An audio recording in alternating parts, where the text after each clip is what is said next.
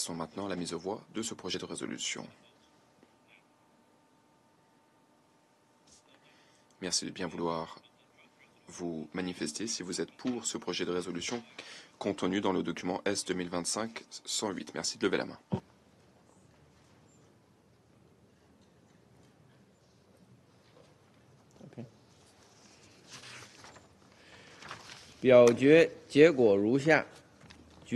Voilà les résultats.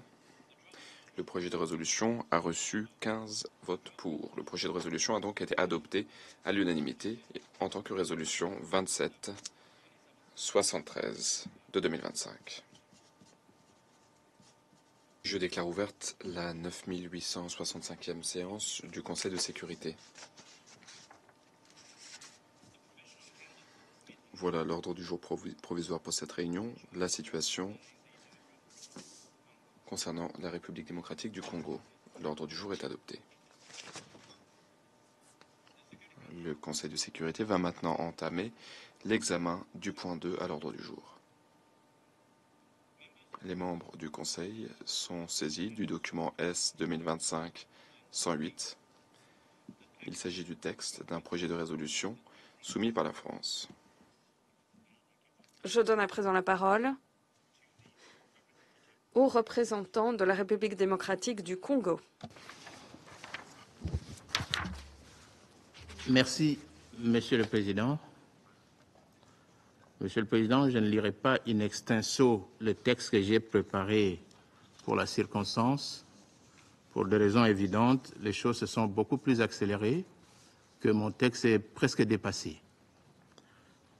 Mais permettez que je puisse rappeler tout simplement que le maintien de la paix et de la sécurité internationale est un dogme qui gouverne l'essentiel du système de sécurité collective mis en place par les rédacteurs de la Charte des Nations Unies au lendemain de la Deuxième Guerre mondiale, de telle sorte que toute menace contre la paix, toute rupture de la paix ou tout acte d'agression oblige le Conseil de sécurité à agir sans détour.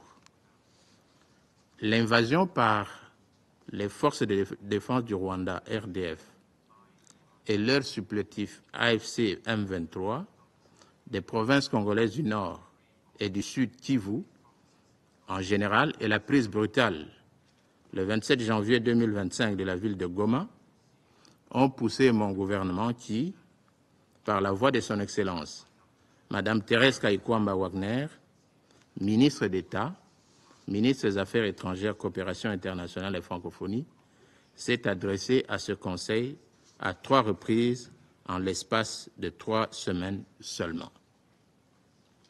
Cela prouve le besoin de la paix que la République démocratique du Congo attend de ce Conseil de sécurité.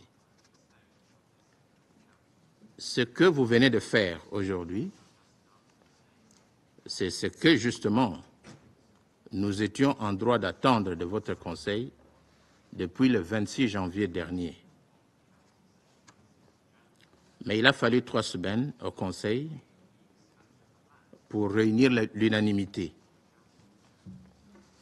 C'est vrai que cette attitude s'est révélée beaucoup plus dangereuse, qu'elle a empêché le Conseil de se prononcer, là où la gravité et l'urgence de la situation le commandaient de réagir avec promptitude et empressement.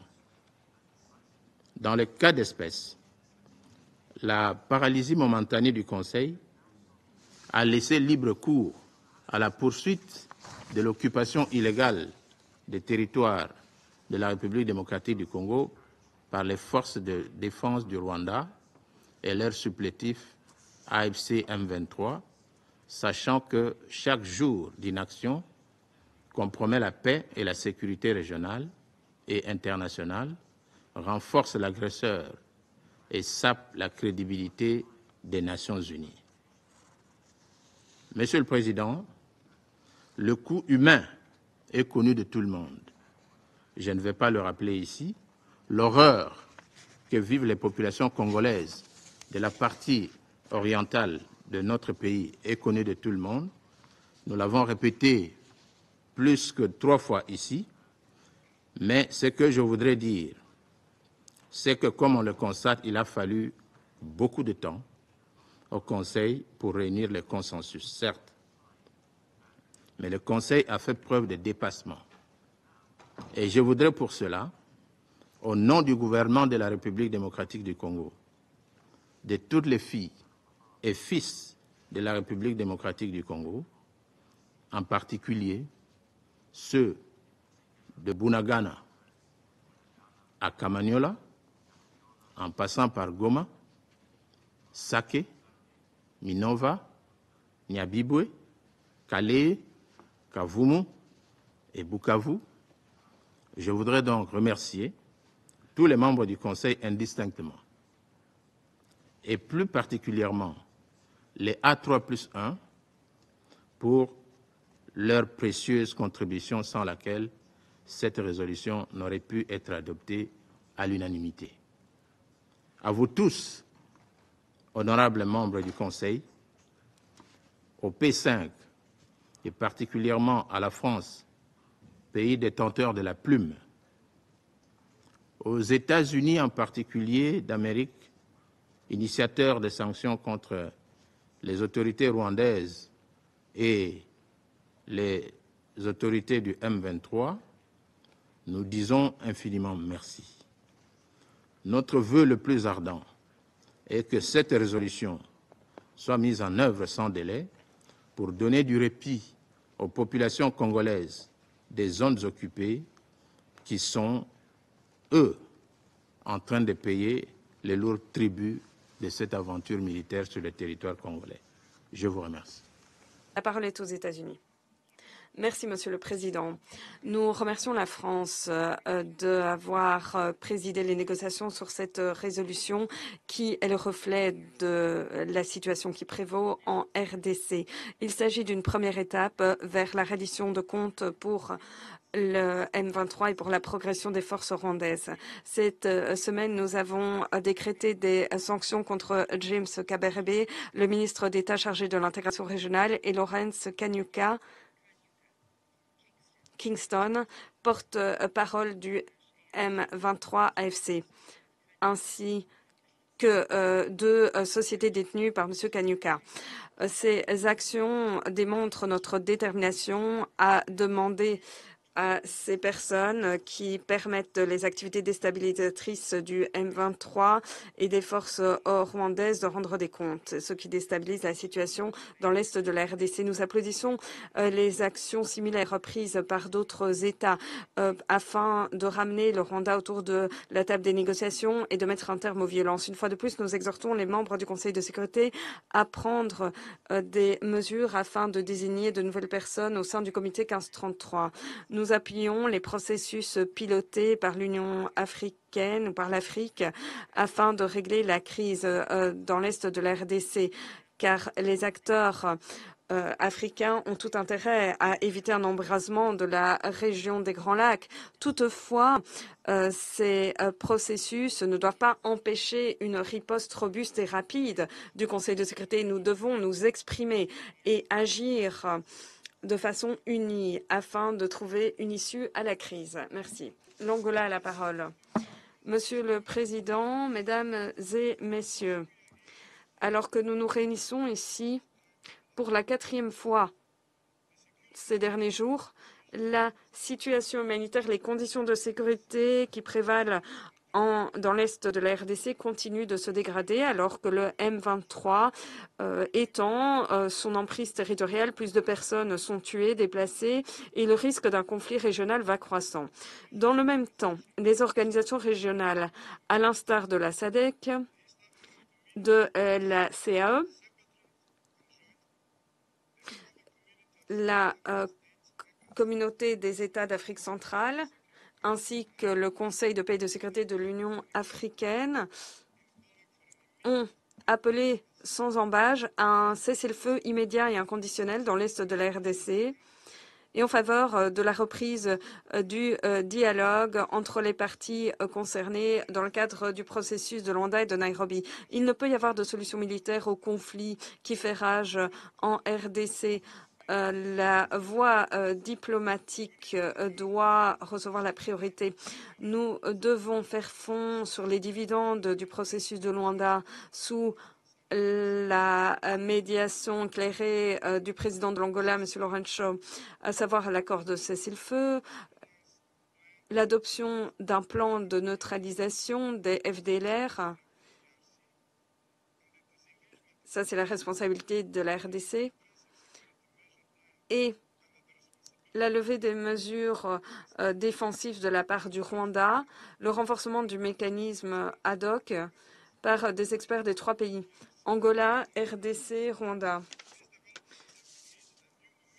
Ces événements ont redonné un élan au processus de Luanda et de Nairobi face aux différents groupes armés qui opèrent en RDC, notamment le M23. Le strict respect du cessez-le-feu conclu entre les parties, la cessation immédiate des hostilités sont essentielles à la création d'un climat politique propice à une solution politique dans le cadre du processus de Luanda et de Nairobi. Nous nous félicitons de l'adoption du projet de résolution aujourd'hui. Étape cruciale dans la bonne direction, car cela ouvre la voie à la concrétisation des mesures qu'ont appelées de leur vœu la communauté internationale, les acteurs africains, cessez-le-feu, cessation des hostilités, retour immédiat et inconditionnel à la table des négociations dans le cadre des processus de Luanda et de Nairobi, appui aux efforts régionaux et aux initiatives de la région dans le cadre de solutions africaines aux problèmes africains. Le Conseil de sécurité se doit d'aider la population et le gouvernement de la RDC à réaliser ses aspirations en agissant rapidement et de façon déterminée pour prévenir une escalade du conflit, en promouvoir un règlement pacifique. Tout retard dans l'adoption de résolutions en appui à des solutions africaines aux problèmes africains aurait renforcé les risques.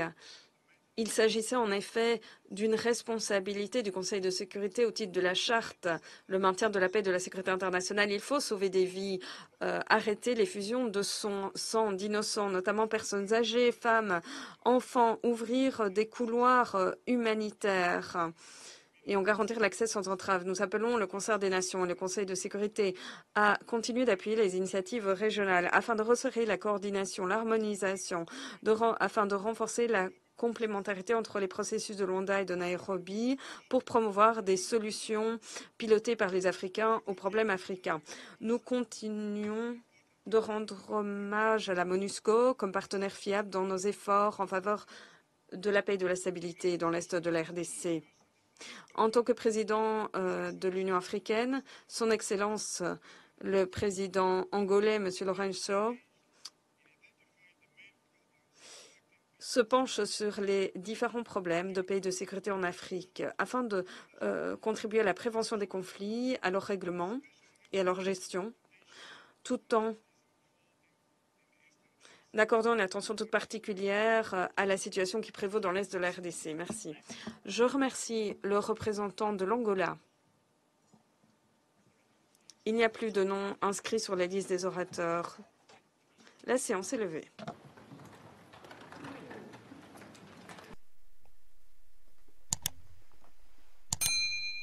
Top Chronique TV, c'est votre chaîne sur YouTube. Abonnez-vous.